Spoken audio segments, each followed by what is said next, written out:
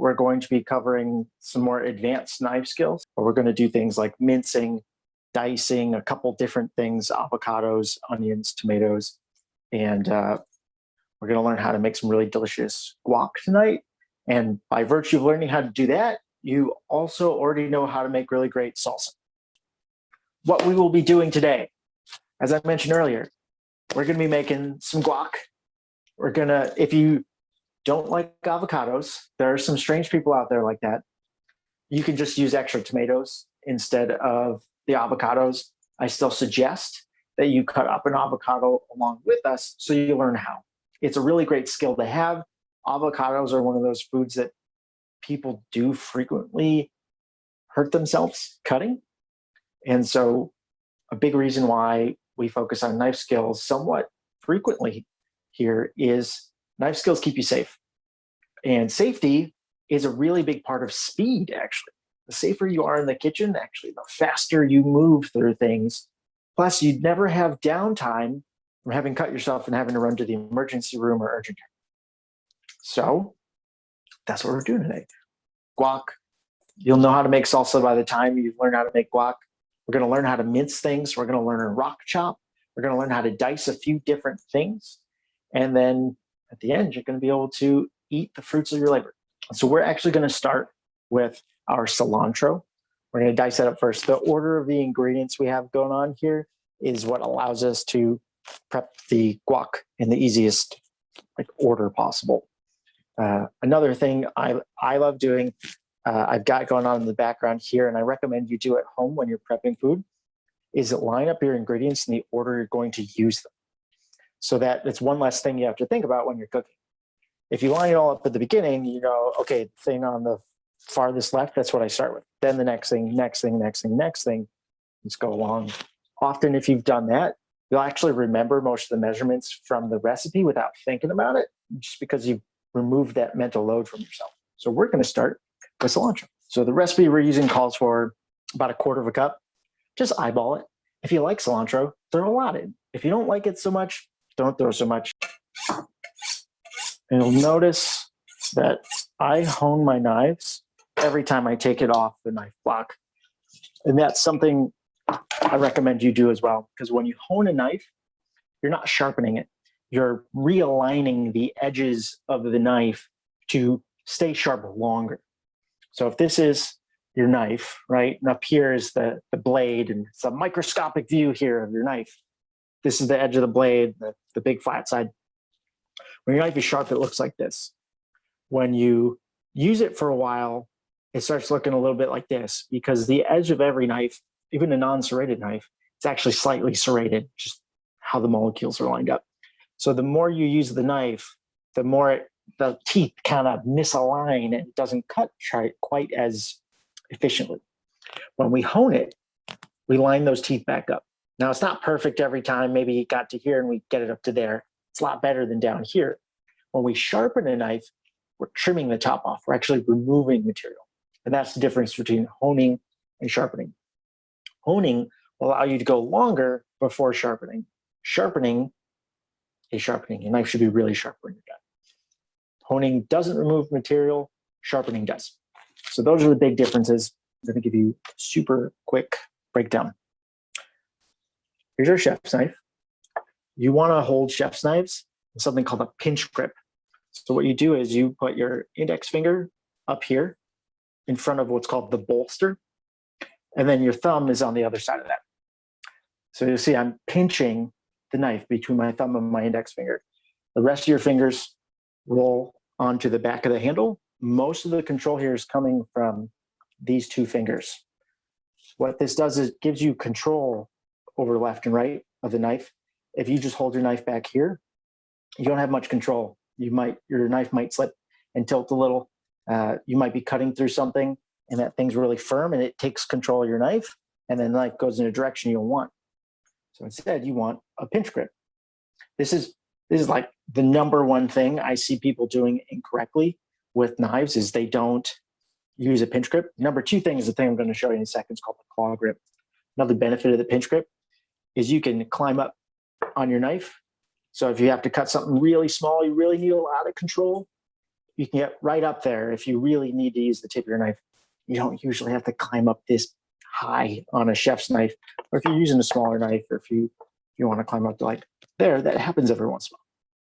So pinch grip on the knife. Your non-dominant hand. So you cut with your dominant hand. I'm right-handed, so my right hand. Your non-dominant hand, for me, my left, you're going to do something called the claw grip. You take first 3 fingers, index, middle, ring, and you kind of do a little triangle with them. And you end up putting them down on the cutting board like this. And you'll notice right here, there's a little crook. Bend it back a little. Because this knuckle right here is where the flat side of our knife is going to ride. You see that gap down there? Right down there? That's how you know my finger's safe. This knife is going to ride on the knuckle, and my fingers are never actually anywhere near that blade. The pinky and the thumb need to stay back. This is really important. Sometimes people will be cutting like this, and they'll be moving their hand back, and they leave their pinky and their thumb on the cutting board. And then you can hit those. So long as your pinky and thumb are always back, often it's like they're holding hands, your pinky and thumb are going to be totally safe. The only time that's going to change is if you're holding some food steady with your pinky and your thumb, and even then, you just kind of, you do like this little scoot as you cut. And if we're covering that tonight, we're going to do that a little bit with the cilantro. I'll show you exactly what that looks like. Those are the 2 biggest things. When you hold your knife, you want the pinch grip. When you hold your food with your non-dominant hand, you want to use this claw. And one thing to look out for, and I got this guy out because it's not sharp, so I can really illustrate what's going on. Let's see. I want you to have a really good angle. So you can see, got the claw, there's a little gap down there. One thing to look out for is don't raise your knife super high. If you raise your knife super high and you come back down, you can still cut your knuckle. Now, most of the time when you're holding on to food, you're not going to end up doing that, especially when you're first starting. You're going to be pretty timid. The goal here is not speed. Speed happens with safety. Speed happens with practice. I'd rather you be safe than fast. And by being safe and practicing these skills, you just end up being fast without trying. So if this is your first time going over knife skills, by the end of tonight, this afternoon, whenever you're watching, you will already be like 10 times faster than you were before. A couple quick tips on cutting cilantro. And this is the same for any long herbs. Cilantro, thankfully, you can eat the stem. The flavor's still in there. If you're doing like rosemary or even more importantly, a parsley. Parsley looks similar. The stem on parsley is no good. So don't include the stem when you're doing parsley. For cilantro, it's fine. What you want to do to give yourself a little more control is fold it in half, this little bundle that you've got. So you're working with a smaller shape like this. Then we're going to start cutting from the end. So I've got my knife, pinch grip. I'm using my knuckles. And if you ever need a better angle, just holler. So see, I'm using the edge of my knuckle to control where the knife goes. And my knife is always up against the edge of that finger. So this left hand is actually what's controlling the width of the cut, not the right hand. The right hand only does it's like a locomotion type of movement to slice through things. The left hand has almost all of the control because I'm holding what I'm cutting. I've got my fingers tucked back, so it's riding on the knuckle, and I'm just doing these little cuts. And if I want really big cuts, I just slide my hand back faster. If I want really tiny cuts, I just barely slide my hand back, just keep doing cuts. And so we're going to start the cilantro with that quick chop, and then we're going to do a rock chop. So now that we've got these kind of chopped up, what we're going to do is we're going to switch to what's called a rock chop. So rock chop is when you see someone rock their knife back and forth like this. Now, a couple things you need to look out for when you do this. Your hand does not sit on the end covering the blade because the blade's going to come up, and if your hand's on the end, the blade might come down on your fingertips. Instead, what you do is you use a pretty fleshy part of your palm, and you put that on the top of the blade, and you're not even really using pressure here. You're just creating an anchor point. So some people really rock a lot. You can also rock from one point and just kind of move it like you're measuring, say, the radius of a circle. Maybe that's too sciencey. But just rock it back and forth, and you're going to move your way across your herbs. If you want smaller cuts, you just move the knife a little bit less in between each of those cuts. If you want bigger cuts, you move bigger chunks. Now, you'll often see chefs using this technique to really impress people, and they'll go really fast because this is a super fast way to fairly evenly dice herbs, garlic, whatever. You don't need to keep your hand like this.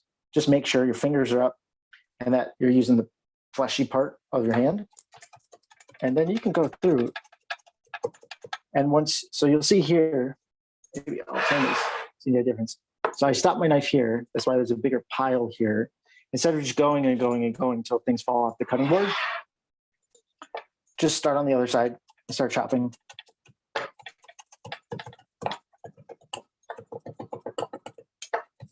And if there's parts that look big, just focus on those. If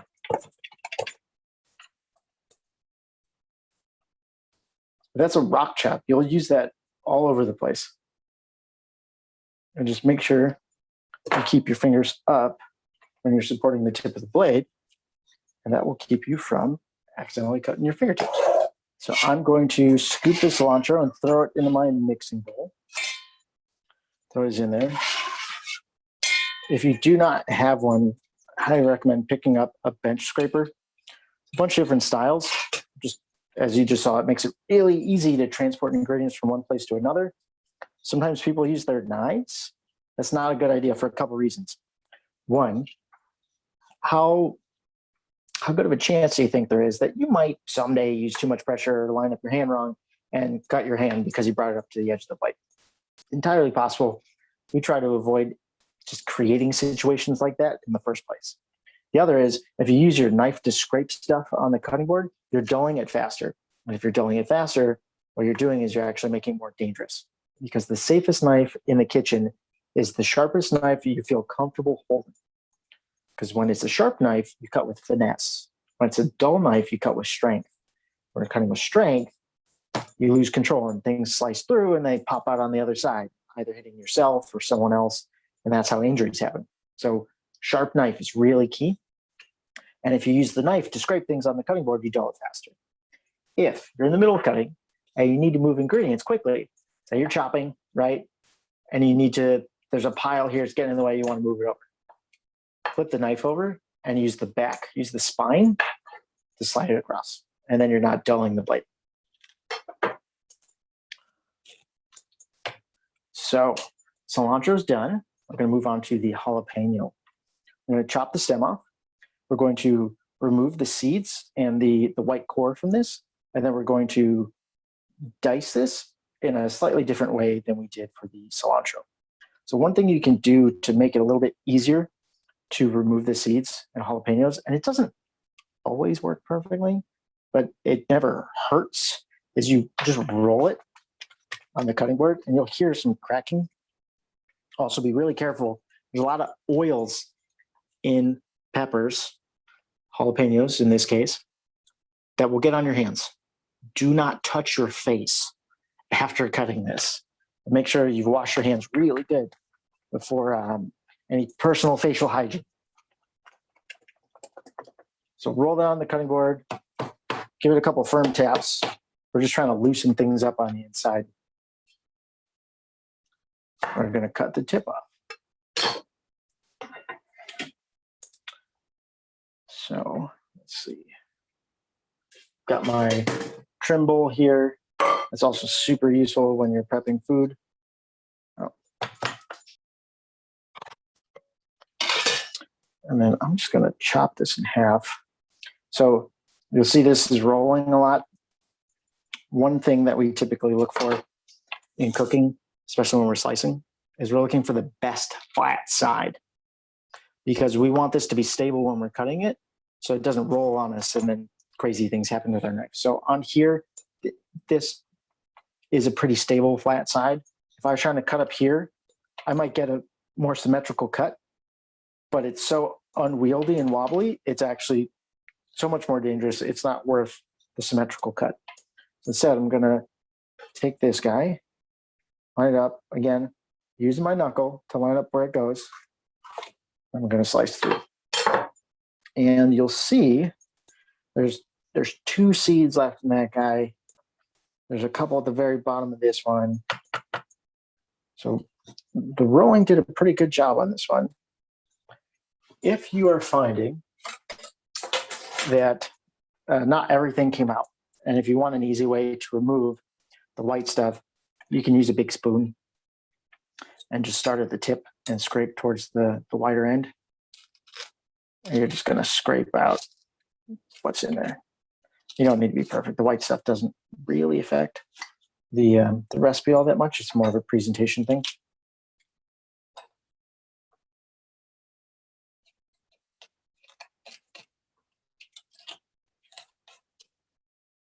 But the spoon is a nice versatile tool. We're also going to use this again when we're cutting the avocados later. Be careful when you're doing this. You might get a little bit of splash when you're scraping with the spoon. So just be gentle. Try to keep it from splashing in your eyes. Otherwise, we're going to be having a very emotional call tonight, mostly because we're just crying from jalapeno oil in our eyes. Now, my jalapeno is pretty large, so I'm only going to use half of this. If you've got a small jalapeno, where you can dice up the whole thing and we'll just throw that into your guac. Okay, so I'm just going to push this down to get it a little flat. So it cracked a little bit. It just lets us hold it flatter on the cutting board. Again, we're going to use a claw grip. We're going to use our pinch grip. And what we're going to do here is we're actually going to cut a bunch of really thin strips. And we can control how thin those strips are based off of where our non-dominant hand is. And when you get really close to not being able to hold this with your hand anymore, you can start to roll back, if you're comfortable, you can start to roll back your knuckle a little bit. And if you have a little bit of a nail at the bottom, you can use the nail to guide that last cut. If you don't feel comfortable doing that, don't do it. You don't need to be a superhero here. You're not trying to impress anybody. We're trying to keep you safe. So if there's a piece of food that feels too small for you to safely cut, trust your instincts. When your body thinks this isn't safe, it's not safe, just skip it. You can either snack on it. You can have some chunks slightly larger when you cut them. That's it. So we've cut these into strips, or rather I have. Everyone else good? Excellent. Thumbs up and nods. I love it. Moving quickly. I'm going to turn those strips 90 degrees so that they're perpendicular to us. No, parallel. And we're going to just slice them doing the same thing. So we're holding them together with our pinky and our thumb. So instead of them staying back like this, holding hands, they're pinching the back of this bundle a little bit. And then we're using our 3 fingers in the front in that claw shape to also hold that and just control the size of our cuts. And we're just looking for little tiny cubes, roughly about the same size as the thickness of the strips that we made, so that they're fairly even cubes. And if you found you went through this and you weren't happy with the size of your dice, you could just do a rock chop and make them even smaller. But if you want an example, that's kind of the size I'm doing. I'll be honest, I've never used it, but I just read about it, so I figured I'd share it with you anyway. We've got a bunch of oils on our hands from a very spicy pepper. A lot of people aren't very good about not touching their face, which they discovered during COVID as well. One way I've heard that can neutralize the oils is if you take a piece of citrus, and we're using a lime later anyway. And I'm going to slice the tip off of this and then cut it in half. So if you just rub a little bit of lime or lemon on your fingertips, it's supposed to neutralize those spicy oils, and then it might be a little sticky, so just rinse your hands. I don't really feel like touching my face to test if that's true, though. So do with that information what you will. I'm hoping it's accurate. If it's not, just make sure to really wash your hands well, or don't touch your face when you're. Before we hit up the lime, we're going to switch to garlic. So in here you want typically about 1 medium-sized clove. If you really like garlic, feel free to add more. If you hate garlic, you don't need to add garlic. It just tastes really good and you're missing out. So with our garlic, there's a really easy way to peel this, really easy way to cut this. There's 2 really easy ways to peel it.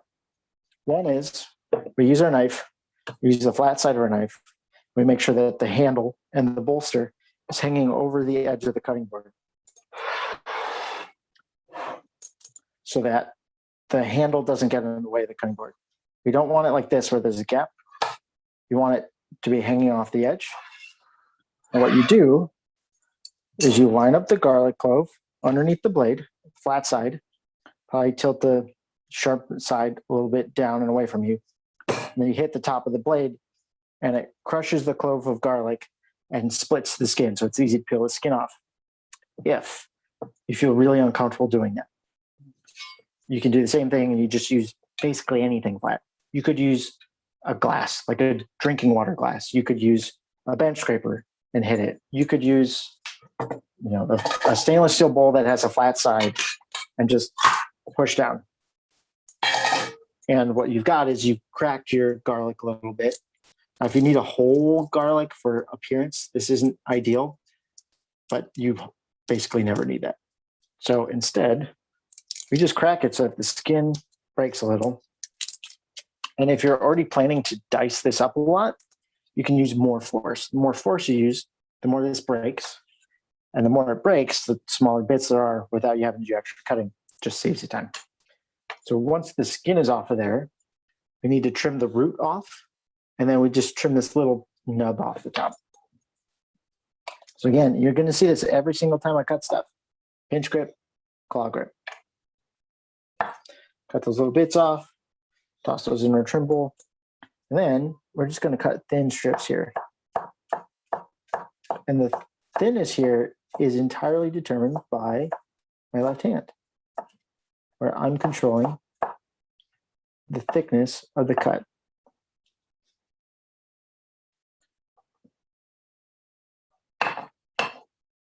And then with garlic, there's some really cool features of garlic. The more you want to taste your garlic, the smaller you want it to be. So if you don't want the garlic to be very flavorful in a dish, you could throw that whole clove in. And even if someone just eats that thing, it won't be as garlicky as if you sliced it. And that won't be as garlicky as if you diced it. And that won't be as garlicky as if you used garlic powder. Garlic powder is one of the few dried spices that is actually more potent than the original because they got it in that really tiny form factor. It's a really interesting feature of garlic. The more you want to taste it, the smaller you should make it.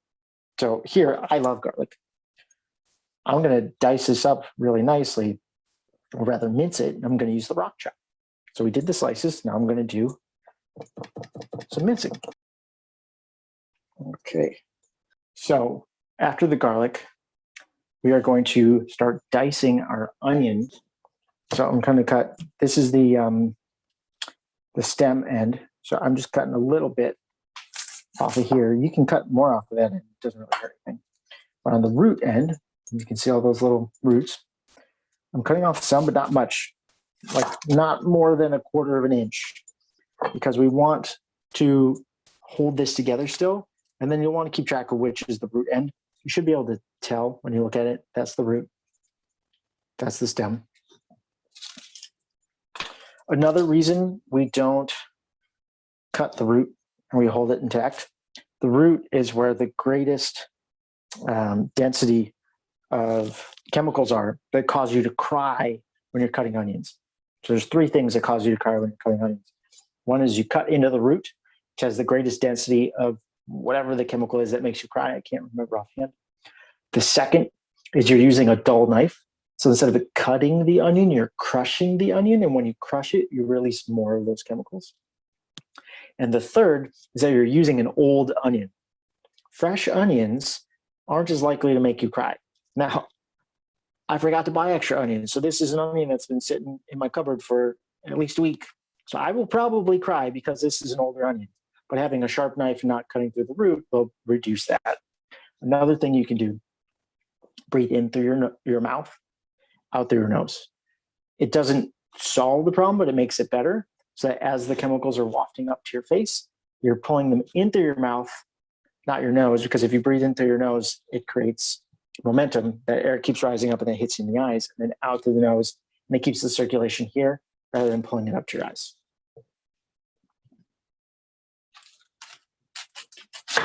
Slice this guy in half.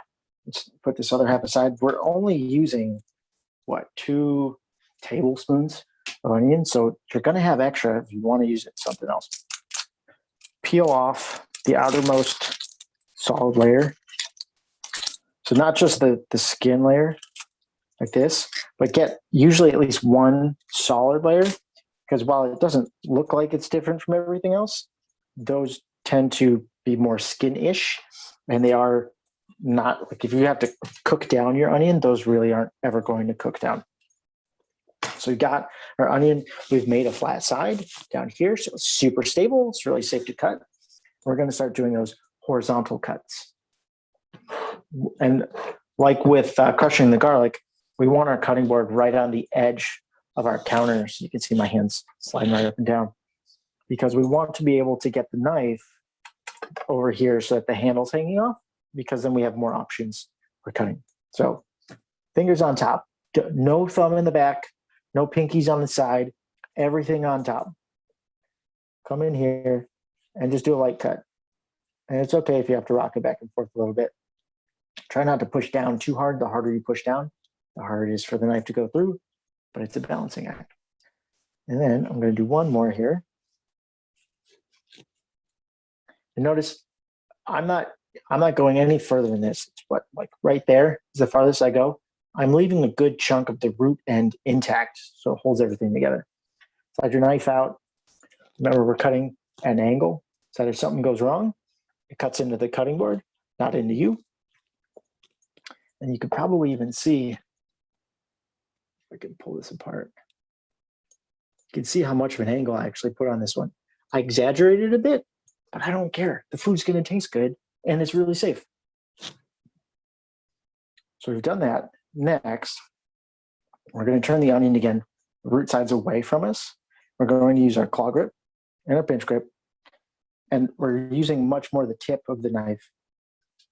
And we come in and we make those cuts perpendicular to those horizontal ones. Claw grip, we're controlling where the blade goes. If we want a really tiny dice, we just move our hands just a little bit at a time. Blade gets full, just wipe off the food.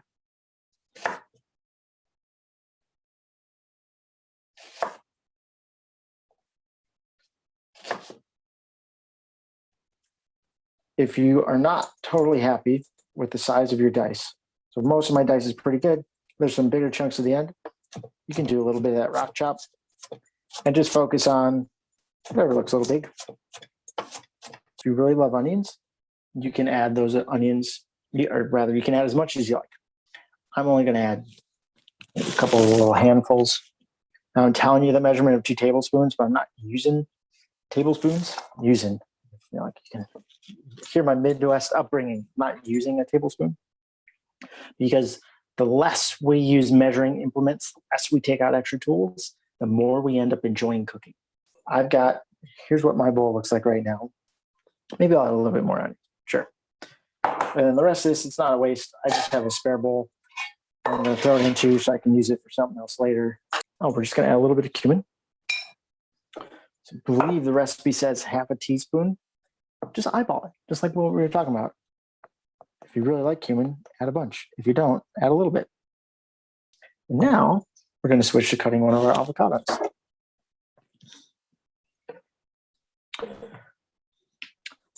Here's our avocado.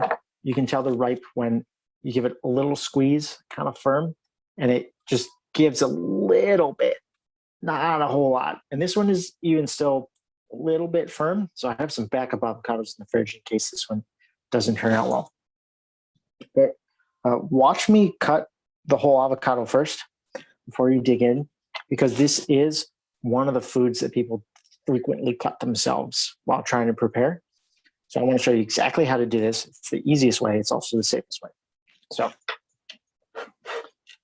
hold your avocado in your hand like this, stem side up here. The stem is just about never going to be right on top. It's always going to be one side or the other. So just let that be on one side. So rather than cutting like this, where you're going to run into the stem, put the stem on one side. We take our knife, we hold it in our palm like this, and we lightly cut into the skin until we hit the pit. So I hit the pit in the middle there. The knife won't go any further. You don't need much force to get here. It's mostly finesse. Then what we do is we roll the knife around the avocado. So what we're doing is the inside of the blade is touching the pit, and it's rolling around that pit until we get back to where we started. So we just rolled it around. Now we've got our two sides, twist them, they separate. Okay, this one looks perfectly right, which is awesome. Then is the pit removal step. There's a lot of people who buy extra tools to do this. Those tools are called unitaskers. I avoid those like the plague. They take up space in your kitchen. They almost never actually work all that well. It's a big waste of money. Just don't buy unitaskers. Basically, the only unitasker your kitchen should have, unless you have a job doing a specific thing that you need to do like a billion times, is the fire extinguisher. Everything else you should be able to use for multiple things. And your chef's knife is one of the most versatile tools you're going to have. So what we do, and this is one of the parts where people cut themselves. I want you to have your hands below the skin line. I want you to hold the avocado like this, so it's in line with the rest of your arm. Knife with a pinch grip, so you have control. Near the heel of the knife, that bottom corner, I just want you to lightly tap the pit. And here, I didn't give it enough force. The pit's peeling. Go back in, try it again.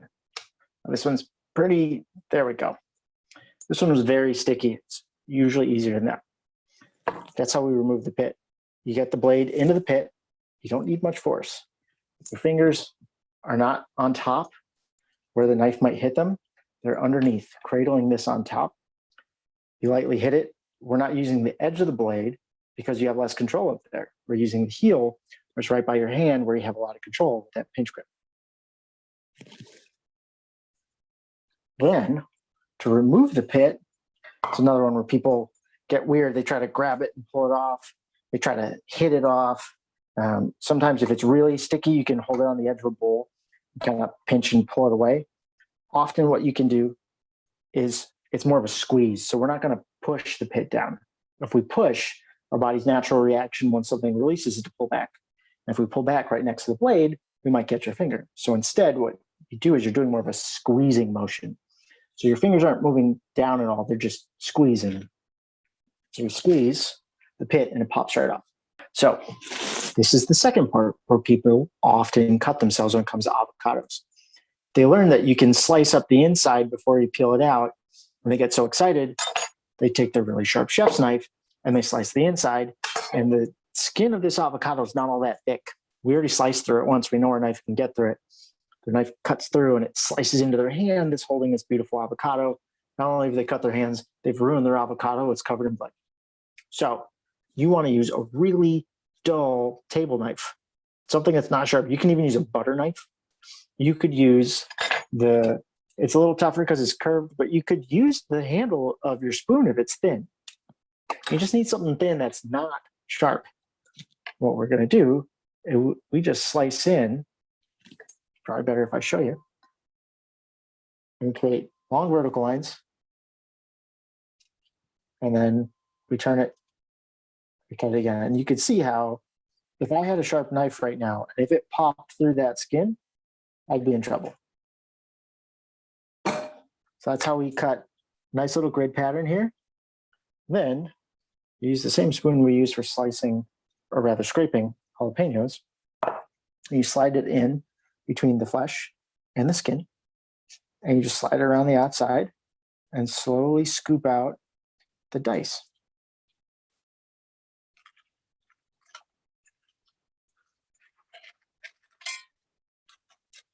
And again, you want a really small dice, you just cut smaller lines when you cut with your dull knife. It's probably the only time in the kitchen I will ever tell you to use a dull knife is when you're dicing an avocado. I'm going to dice this other one. So let's grab a fork, and then we're just going to crush this first avocado a bit. All right. So once it's crushed-ish, just stir it around a bit. We're just getting a little homogeneous. And then you can crush a little more from there if you want. If you have a really soft avocado, this is super easy. This is just a barely ripe avocado. Okay, so it'll look something like this. Set that aside. Now we're going to dice up a tomato. We've got 2 here in case we need some extra examples. Tomato, we're going to dice up just like we did the onion. So we're going to cut it in half. So it looks like this, just the top half. We're going to cut horizontally. We're going to cut down. Then we're going to cut like this to create little dices. And we don't want the seeds of tomatoes. It's the most acidic part of the fruit. It's also the part that's most likely to cause your gut to not be happy. So if you occasionally eat tomatoes, you don't feel good afterwards, try removing the seeds. You also notice tomato sauces, tomato paste, diced tomatoes you buy in a can, you never see any seeds because manufacturers know, don't include the seeds. So we're going to put the flattest side down, slice it in half. And the easiest way to remove the seeds is just to use your fingers. So we just scoop in these little cavities and remove the seeds. That's how you seed your tomatoes. If you're not looking to do a dice, if you're just looking to slice them up, to make it even easier, instead of slicing it down this way, you can slice your tomato halfway this way, and you have access to every one of those chambers just because it changed directions, and it's even easier to get all those seeds out. It just doesn't dice as well when you slice it this way. So got our tomato, flat side down, fingers on top, and we're just going to do a little slice, and you'll feel how much easier this is to get those horizontal cuts than it was with the onion. Then we go through here, and we're just trying to avoid cutting through the very end so it holds things together. Because while it's not the root, it's the stem, and while it holds together better on its own, it just gives us a better shape for when we dice in just a moment. So we turn it again, fingers on top. In this case, we're using our pinky and our thumb to kind of stabilize a little bit.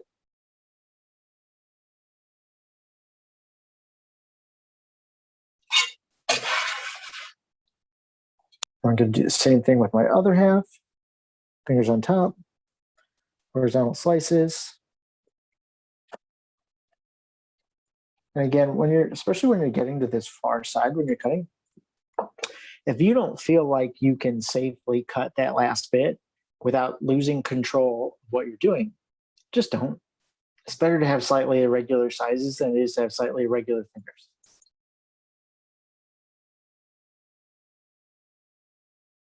Goes up, add them to your guac, and we're almost there. All we have left is we're going to dice up 2 more avocados. These ones you don't have to crush because it's a chunky guac. And then we're going to add some lime juice and a little bit of salt. And we're going to taste it. We're going to see how it tastes. But if you like the taste, you're done. If you don't like the taste, you can add more cumin, you can add more salt, you can add more lime juice if you have more limes, or you could play around with any of the other ingredients. Maybe you want a little more onion in there. Maybe you want a little more garlic. Add more. So we're going to do that and figure out how we actually like our food, because it's your food and you get to make that decision. So I've already got part of an avocado. It's partially sliced already, so I'm just gonna go like this. It's easier when it's still in the skin, but again, it's chunky guac. It doesn't really matter.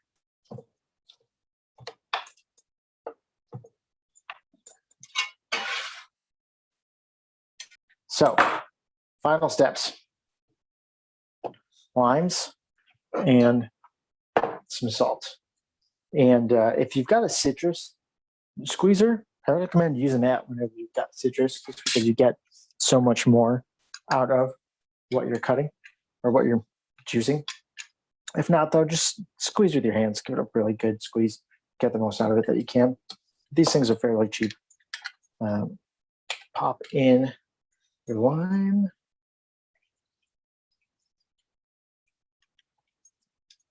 And just give it a squeeze. We're just going to put all the juice from this whole lime in. Fun fact, every lime you've ever thought of as being ripe is green, right? Limes are not ripe until they turn yellow. But at some point in our food production life cycle, we decided that green looked more appealing for limes and that it gave us the opportunity to ship them on longer trucking routes so that they wouldn't go bad. And then we did that for so long that the USDA decided that in grocery stores, limes can only be considered ripe if they're sold green. So if you have a lime tree available and it looks like they're going yellow, they're not going bad, they're going ripe. And a ripe lime tastes less acidic and a little bit sweeter and a little more limey in nature. Okay. If you really want to get a lot of these, you can stack up the parts that you squeeze and just really squeeze the hell out of it. So we've added our juice, lime juice. We're going to add some salt. I'm just doing a big 3-finger pinch, sprinkling that on top. And what I'm going to do is I'm going to stir it up, taste some. If it tastes like it's got enough salt, I'm good. If it doesn't taste like it has enough salt, I'll add more. I recommend using a nice smoky salt because the smokiness of it pairs really well with the fat of the avocados. Stir this up. This is your beautiful chunky guac. If you want it less chunky, you can just crush it more with a fork, and that's fine. You know, whatever texture you prefer, if you're cooking the food, you get to make these decisions. So I'm just going to try a little bit.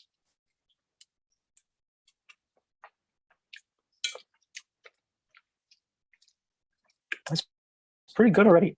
I might add a little bit of the smoky salt just because I really like the flavor of it. But it's because this is a flake salt, it looks like I'm adding more than I really am.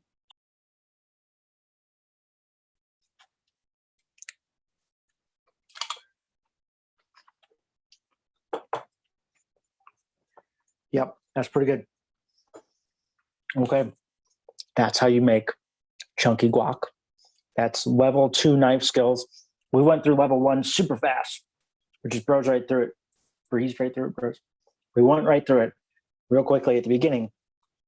And it seems like you handled it great. And then we covered level 2. Rock chop, mincing, dicing, a couple different ways. Dicing with having the onion, where we're using the root to hold it together. Dicing where we just removed the seeds from the tomato and we had something a little more solid. And then we also did dicing inside of a vessel. So in this case, we used avocado. But if you're doing this on your own at home, it's like 10 minutes or less to whip something like this together. So how cool is it that now you know in the future, if you want to add guac to your dinner, it's like 10 minutes or less of effort.